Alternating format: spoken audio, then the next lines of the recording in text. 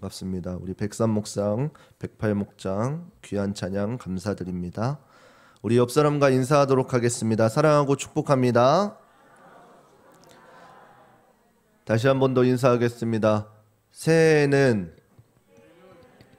하나님과 더욱더 깊어지는 관계가 되십시오. 더불어서 화이팅입니다. 예, 감사드립니다. 오늘 본문의 말씀을 가지고 화목해 하는 자라는 주제로 함께 말씀을 나누도록 하겠습니다. 우리가 명절을 지났습니다. 명절을 지나면은 꼭 이제 좋은 가족들의 모습들도 있겠지만 그렇지 않은 분들도 있을 것이라고 생각되어집니다. 그리고 명절이 지난 이때쯤에 이제 여러 군데서 들려오는 소식은 무엇이냐면은 이제 보통 명절에 듣기 싫은 말들, 그리고 이제는 해야 되는 입장에서는 명절에 하지 말아야 되는 말들, 이런 것들이 조금 올라오게 됩니다. 그래서 제가 조금 찾아왔는데 어떤 포털 사이트를 보게 되면은 뭐라고 나와 있냐면은 명절에 듣기 싫은 말 베스트. 제가 이거를 세대별로 조금 찾아왔습니다. 10대는 뭐가 있냐면은 듣기 싫은 말입니다. 이제 모의고사 또는 내신은 몇 등급이 나오니, 이 말을 듣기 싫어한답니다. 또 대학은 어디 지원할 거니, 이러고 마지막으로는 어릴 때는 이뻤는데. 예, 10대 우리 알겠습니다. 20대는 이제 뭐냐면은 너희 부모님이 등록금 대주시느라 등골이 빠지시겠다, 이 말하고 취업은 언제 하니, 이것이 20대들에게 제일 듣기 싫은 말이라고 합니다. 30대는 이제 결혼은 언제 할 거니, 아기는 언제 가질 생각이니, 회사에서 연봉은 얼마나 받니, 이런 말들이 가장 스트레스라고 합니다. 40대는 이제 음식을 이것저것 많이 하고 있는 상황에서 시어머니가 음식을 간단히만 해라. 그리고 시어머니가 이제는 시누이가 오니까 곧 오니까 보고 가라, 이 말을 가장 싫어합니다. 제가 30대까지는 이제 공감이 됐었어요. 이제 40대부터는 제 영역이 아니라서 잘 모르겠습니다. 50대는 이제는 애들 공부는 잘하니, 그리고 돈을 이렇게 많이 써서 어떻게 하니, 안 줘도 되는데, 이거와 노후 준비는 잘하고 있니, 라는 말이 50대에 가장 듣기 싫은 말이라고 합니다. 60대 이상부터는 이제 이거는 조금 많이 들어본 것 같아요. 자식 결혼은 언제 하니, 이게 가장 듣기 싫은 말이라고 합니다. 근데 중요한 게 요즘에는 이제 조금 또 바뀌었습니다. 뭐냐면은 이러한 잔소리들, 듣기 싫은 잔소리들이 우리가 흔히 알고 있는 조언으로 바뀔 수 있는 기회가 생겼습니다. 그게 바로 무엇이냐면은 제가 말씀드렸던 이런 모의고사 내신 이런 것들 맨 앞에 가로치고 이게 붙습니다. 100만 원을 주면서. 그럼 이거는 더 이상 듣기 싫은 잔소리가 아니라 조언이 되어진다는 것입니다. 우리 아이들에게 100만 원을 주어주면서 어릴 때는 이뻤는데 라고 하면 그것은 조언이랍니다. 듣기 싫은 말이 아니라 자신이 이제 내가 어릴 때는 이뻤었구나 라고 하는 듣게 되어주는 조언이라고 합니다. 근데 이것이 우스갯소리로도 들리기도 하지만 서로 간의 이 관계라는 것이 이처럼 쉽지 않음을 우리가 알 수 있다라는 것입니다. 그런데 우리가 이 부분을 중요히 봐야 될 것은 무엇이냐면은 우리가 신앙인으로서 하나님께서 부어주신 우리의 임무는 서로 비방하며 서로 스트레스 주며 서로에게 상처 주는 존재로 우리를 부르시지 않았다라는 사실입니다. 하나님께서 우리를 부르신 것은 예수 그리스도께서 친히 이 땅과 하나님과의 관계를, 끊어졌던 그 관계를 화목하게 하심을 통해서 우리를 이 땅 가운데 본보기 삼아서 이 땅에 하나님을 알지 못하는 사람들에게 그리스도의 전달자로, 하나님의 전달자로 우리를 통해서 하나님의 복음을 듣게 하기 위한 말이었다라는 것입니다. 근데 우리가 그 전달자의 역할을 하지 못하게 되어지면은 하나님과의 관계에 끊어졌던 그 선들이 이어질 수가 없기 때문에 우리는 그 부르신 바대로 살아가야 될 분명한 이유가 있다라는 것입니다. 그래서 오늘 본문을 통해서 화목해 되는 자가 어떻게 되어지는지를 말씀을 나누도록 하겠습니다. 화목해 되는 자가 되기 위해서는 먼저는 우리가 하나님 앞에서 자신의 모습을 볼 줄 알아야 한다라는 것입니다. 내가 남을 보면서 저 사람이 이렇게 했으면 좋겠는데 저렇게 왜 안 하지? 이러한 것들을 생각하기보다는 하나님 앞에서 내가 온전히 살아가고 있는지를 지켜보아야 한다라는 것입니다. 오늘 본문 11절에 보게 되면 이렇게 나와 있습니다. 함께 읽도록 하겠습니다. 함께 읽겠습니다. 우리가 주의 두려우심을 알므로 사람을 권하노니 우리가 하나님 앞에 알리워졌고 또 너희의 양심에도 알리워졌기를 바라노라. 아멘. 우리가 우리 자신을 안다는 것은 하나님이 어떠한 분이신지를 명확히 알아야 하는 것입니다. 우리가 특별히 하나님을 대할 때에 두려워하는 마음이 없다라는 것은 하나님에 대해서 온전히 알지 못하기 때문이다라는 사실입니다.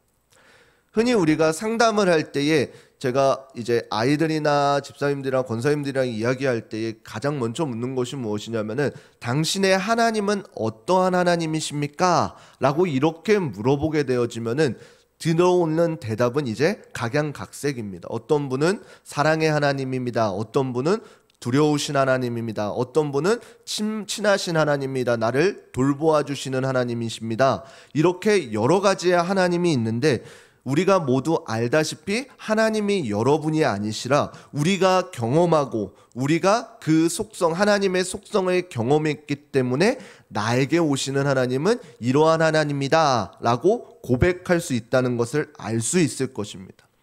그래서 우리가 흔히 구약의 하나님을 보게 되어지면은 전쟁의 하나님, 진멸하시는 하나님, 그래서 두려워 떨는 하나님으로 이렇게 대체적으로 표현한다면은 신약에서는 이제 예수 그리스도를 우리에게 보내주시는 한없는 사랑의 하나님, 사랑 모든 것을 용서해 주시는 하나님, 이렇게 오해하기 쉬운데 결국에는 이 두 분 또한 한 분의 하나님이시다라는 것입니다.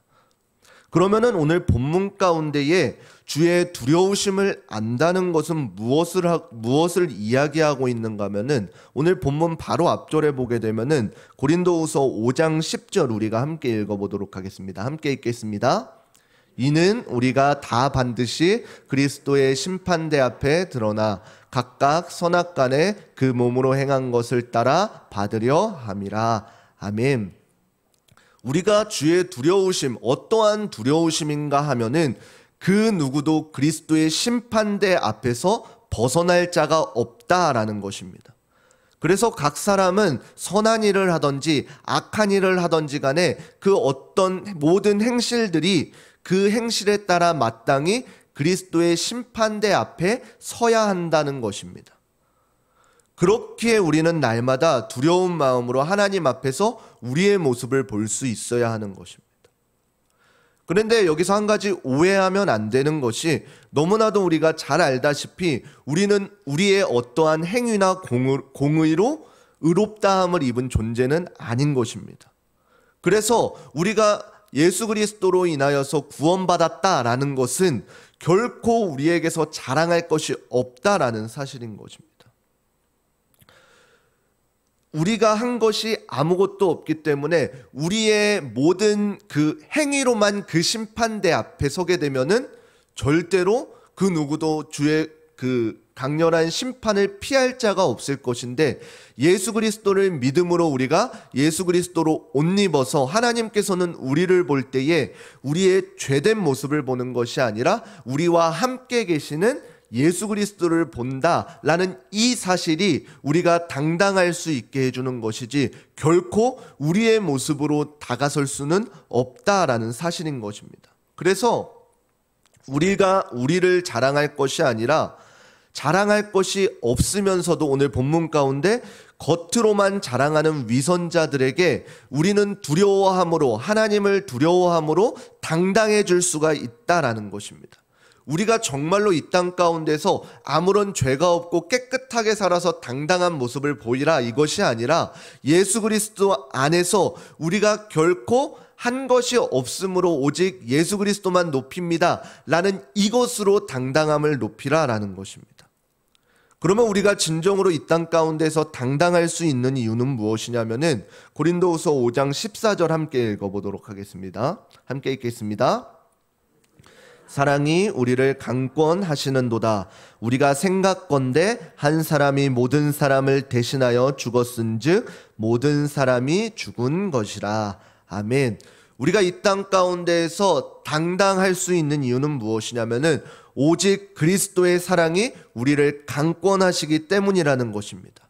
우리가 우리의 모습으로 심판대 앞에 선다면은 우리는 분명히 죽어야 할지언데 우리를 대신해서 한 사람, 즉 인간의 모습을 하고 이 땅 가운데 오신 예수 그리스도께서 우리를 위해서, 그리고 우리 모두를 위해서, 나를 위해서 십자가에 못 박혀 죽으셨다라는 이 사실입니다.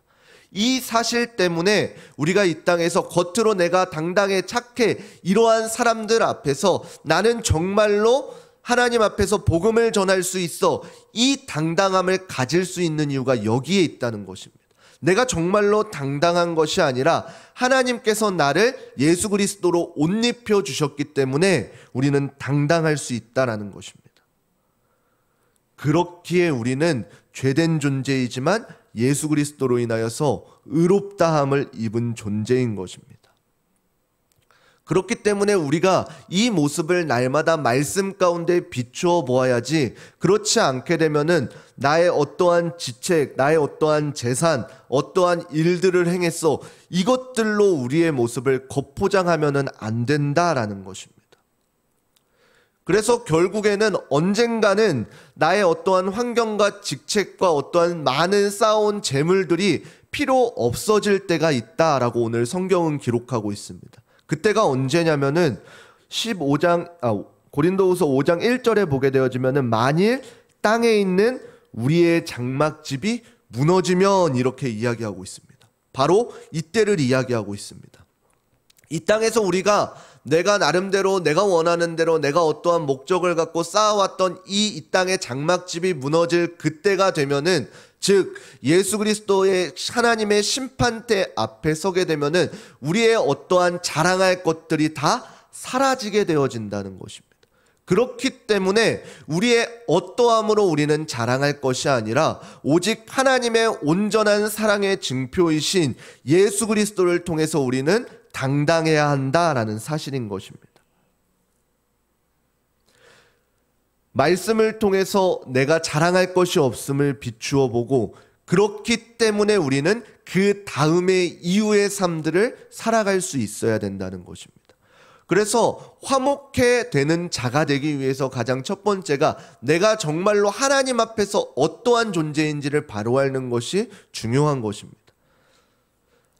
하나님께서 나를 보내셨을 때 내가 나의 어떠한 자랑이 아니라 오직 예수 그리스도를 자랑할 수밖에 없다라는 이 사실이 알게 되어진다면은 이제 우리는 다음에 앞으로의 삶을 살아가야 할 것입니다. 그 앞으로의 삶을 성경은 어떻게 기록하냐면은 고린도후서 5장 15절 말씀 함께 읽어보도록 하겠습니다. 15절입니다. 함께 읽겠습니다. 저가 모든 사람을 대신하여 죽으심은 다시는 저희 자신을 위하여 살지 않고 오직 저희를 대신하여 죽었다가 다시 사신 자를 위하여 살게 하려 함이니라. 아멘.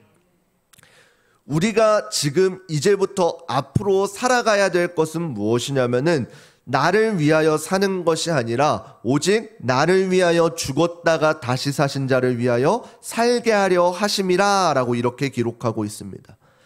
우리가 누구로 인하여 살아가는지는 너무나도 잘 알겠죠. 바로 예수 그리스도로 인하여 살아가야 한다라는 사실인 것입니다. 예수 그리스도께서 인류의 대표성을 띠고 모든 사람을 대신하여 죽으신 이유는 무엇이냐면은 우리 모두가 더 이상 이제는 자기 자신을 위하여 살아가는 것이 아니라 우리를 위하여 죽으셨다가 다시 사신 예수 그리스도를 위하여 살아가게 하기 위해서라고 성경은 기록하고 있습니다. 또 갈라디아서에서는 갈라디아서 2장 20절 이렇게 기록하고 있습니다. 함께 읽겠습니다. 내가 그리스도와 함께 십자가에 못 박혔나니 그런즉 이제는 내가 산 것이 아니요 오직 내 안에 그리스도께서 사신 것이라. 이제 내가 육체 가운데 사는 것은 나를 위하여 자기 몸을 버리신 하나님의 아들을 믿는 믿음 안에서 사는 것이라. 아멘. 우리가 이제는 살아가야 될 것이 무엇이냐면 바로 방금 읽었던 이 믿음의 고백 가운데 우리가 있어야 될 줄을 믿습니다. 그래서 우리는 하나님을 내 아버지라고 고백하는 그 순간 더 이상 나를 자랑하며 살아가는 삶이 아니라 오직 예수 그리스도를 자랑하며 살아가야 되는 삶이 되어져야 된다는 사실인 것입니다. 그래서 어떠한 사람을 우리가 대할 때나 내가 나의 어떠한 개인적인 감정이나 어떠한 삶으로 대하는 것이 아니라 내 안에 계신 예수 그리스도의 눈으로 그를 바라볼 수 있어야 된다는 것입니다. 그러한 자들에게 오늘 본문에서는 이렇게 이야기하고 있습니다. 고린도후서 5장 18절 함께 읽겠습니다. 모든 것이 하나님께로 났나니 저가 그리스도로 말미암아 우리를 자기와 화목하게 하시고 또 우리에게 화목하게 하는 직책을 주셨으니. 아멘. 모든 것이 하나님께로 났기 때문에 그 하나님께로부터 났음을 우리가 고백하면서 그리스도와 연합하여서 또한 우리에게 서로를 화목케 하는 직분을 맡겨주셨다라고 이렇게 이야기하고 있는 것입니다. 이 말은 무엇이냐면은 내가 어떠한 사람인지를 알았고 하나님께서 내게 어떠한 직분을 맡겨주셨는지를 알았다면은 우리는 이제 이 땅 가운데에서 살아가야 될 시선이 바뀌어야 한다는 사실인 것입니다. 누군가가 나에게 손가락질할지라도 누군가가 나에게 핍박할지라도 나의 어떠한 감정 그런 것들보다 내가 죄인 되었을 때에 나를 위하여서 십자가를 지어주신 예수 그리스도의 사랑을 기억하면서 내가 이만큼 죄를 탕감받았을지언데 라고 생각하며 날마다 우리는 살아야 한다는 것입니다. 내가 이만큼 큰 은혜를 받았기 때문에 내가 받은 이 은혜 때문에 살아갈 수, 용서할 수 있어야 된다는 사실인 것입니다. 제가 저희 중고등부 친구들을 보게 되어지면은 중고등부 친구들 이제 중고등부쯤 되게 되어지면은 이제 조금씩 부모님의 마음을 알아가는 친구들이 있습니다. 흔히 철이 들었다라고 하는 친구들이 있습니다. 근데 이 철이 들었다라는 것을 조금 살펴보게 되어지면은 언제 철이 들었다라고 알 수 있냐면은 이제 이 자녀가 부모님의 사랑을 알아갈 때 철이 들었다라고 할 수 있을 것입니다. 부모님이 나를 위하여서 얼마나 희생하였는지, 부모님이 나를 위하여서 얼마나 크신 사랑을 보여주고 있는지를 내가 깨닫는다면 결코 부모님에게 함부로 대할 수가 없을 것입니다. 그것은 부모님에게 받은 은혜를 아는 자만이 그렇게 할 수 있습니다. 흔히 철이 든 자가 그렇게 할 수 있는 것입니다. 우리가 이것을 영적으로 바라보게 되어진다면 우리도 마찬가지일 것입니다. 내가 먼저 하나님께 깊은 은혜를 경험하고 그 은혜를 경험한 자들은 그 은혜에 합당한 삶을 살게 되어져 있다는 것입니다. 내가 은혜를 받은 만큼 우리는 살아가게 되어져 있는 것입니다. 하나님의 사랑이 얼마나 큰지를 깨닫는 사람은 그 깨달은 만큼 살아가게 된다는 것입니다.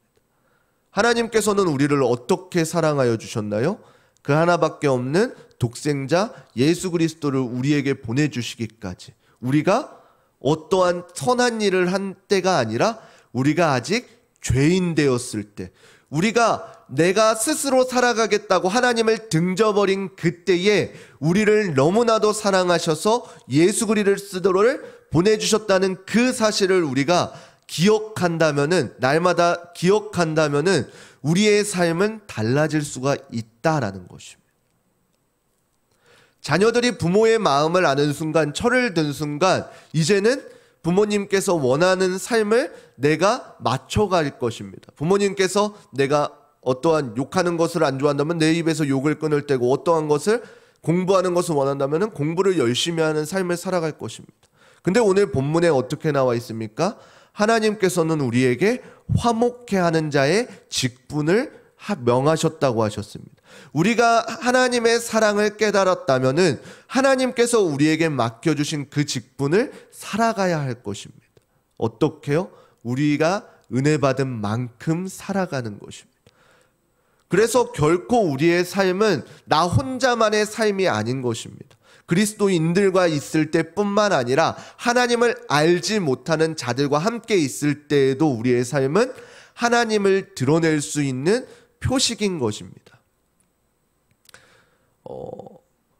세상에서 이제 제가 중고등부 친구들한테 전도할 때의 가장 좋은 방법은 무엇이냐면은 그냥 하나님께 들은 바 말씀대로 그 삶을 살아내는 게 가장 좋은 전도의 방법이라고 합니다.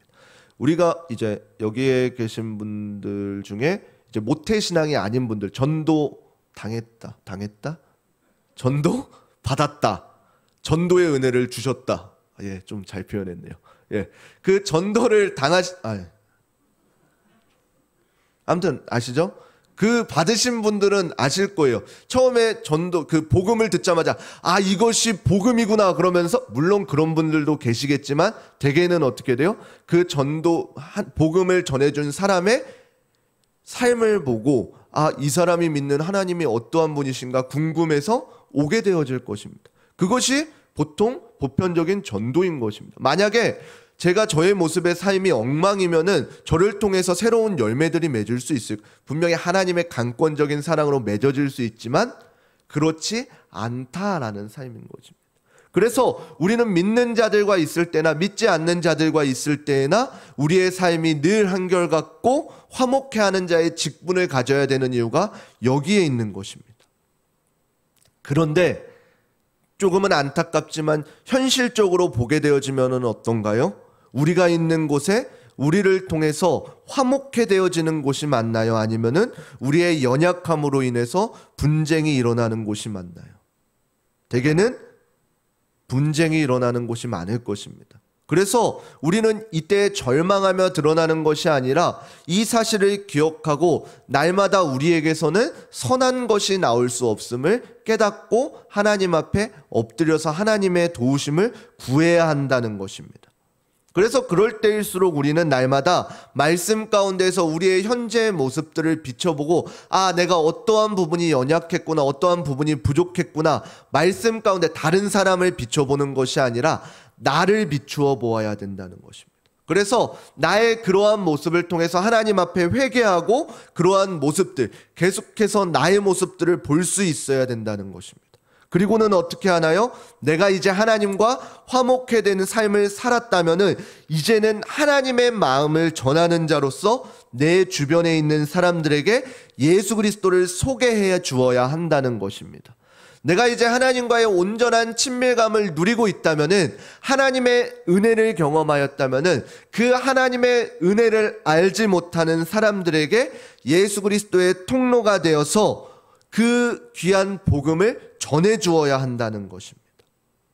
나의 어떠함을 위해서가 아니라, 나의 어떠함을 드러내기 위해서가 아니라, 이미 하나님께서 나를 위해서 예수 그리스도를 보내주셔서 화목해 해주신, 하나님과 나 사이에 화목해 하여 주신 그 사랑을 기억하면서 그 사랑을 아는 자답게 살아가야 한다는 것입니다.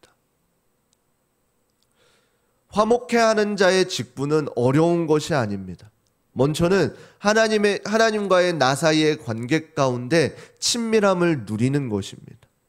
그리고 그 친밀함을 누린 삶을 이 땅 가운데 살아가는 것입니다.